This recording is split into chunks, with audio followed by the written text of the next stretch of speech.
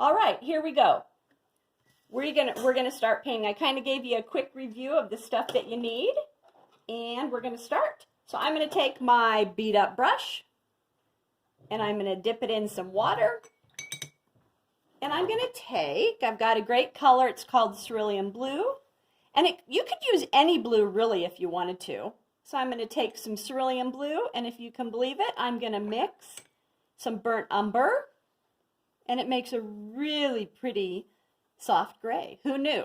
And cerulean blue looks like a sky blue. Burnt umber looks like a Hershey candy bar color. So I'm going to take a little bit of cerulean blue and a little bit of burnt umber. Now, when you want your watercolor paint lighter, just add more water and pull it away. It's all about how much water you use and how you use it. Another color that I'm going to take, this is ultramarine blue. It's kind of a pretty navy blue. And I'm going to take a little bit of black, and I'm going to add some black to it, and that kind of gives you a pretty soft, like a blue-gray. So ultramarine blue and black, and this one was cerulean blue and burnt umber. So here we go. I'm going to show you how to do the shadows on your aspens. So I'm going to take my number 4 brush because I've got a little area. So the smaller the area, you can kind of have your brush a little bit smaller. So what I'm going to do is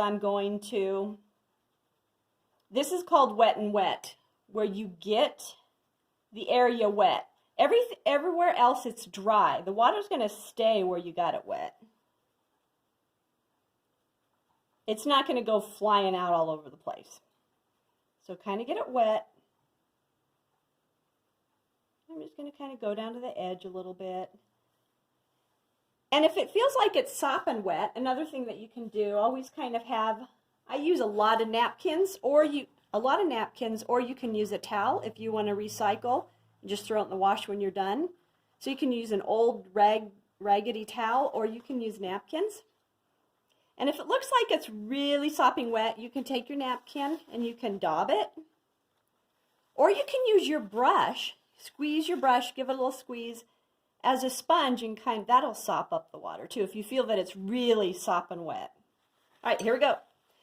I'm going to pick one side of the tree that's going to have a shadow on it, so I'm going to pick the right-hand side. So I'm going to take some of that gray that we mixed. This is wet, and I'm just going to lay it just along the right-hand side. I'm not going to scrub. I'm just going to lay it in. And we took that ultramarine blue and black that I mixed. I'm just going to lay it, and see that it's already wet. Look at what it's doing. And then I'm going to swing it back to the cerulean blue and burnt umber, and I'm just going to kind of lay it. See, since it was already wet, you get this nice, this is called bleed. You get this nice bleed. Another fun thing that you can do, and I'm going to leave this other side alone. In watercolor, usually you do not use white. It's usually the white of the paper that's going to be your white. You take your napkin or your rag and you can kind of daub it a little bit. See, it's on the one side. Now what you can do if you want to be kind of fancy, you can take like a little bit of alizarin crimson, which is a pretty color. It's like a pink. And while it's wet, you got to do this while it's wet, you can just daub it on top of that. I might even take a little bit of burnt umber. Just lay that. Look how I'm laying it. I'm not scrubbing. That looks pretty good. And I might even take some yellow ochre and just daub that on. And maybe I'll take a little bit more of the pink and bop it on. What do you think? Looks pretty good. Let's do the next one really quick. So I'm going to get it wet. Remember, get it wet. You're moving fast. And you know, sometimes it's good that your water's a little stained because you can see where you put your water. We're going to do this one really fast. Just I'm going to do it again to show you. Remember the cerulean blue and the burnt umber? Just stay to the right, stay to the right. Yeah. A little bit of ultramarine blue and black. Look what I'm doing. I got it wet first, and I'm just laying it on. Just leave it alone. Ooh, that looks good.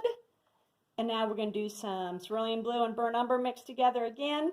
Should we throw some, be adventurous and throw some other paint on there. I'm going to take some burnt umber by itself and just throw it on. That's nice. Ooh, should we just do some blue and throw it on? Oh, I like that. Look what that did.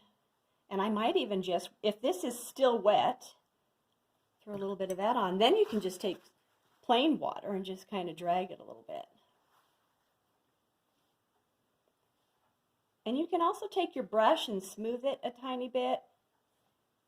And the trick about watercolor is once I get this on, don't touch it anymore. Watercolor is kind of finicky when it's trying to dry. It's kind of halfway dry and halfway wet, and if you keep working it, you can screw it up.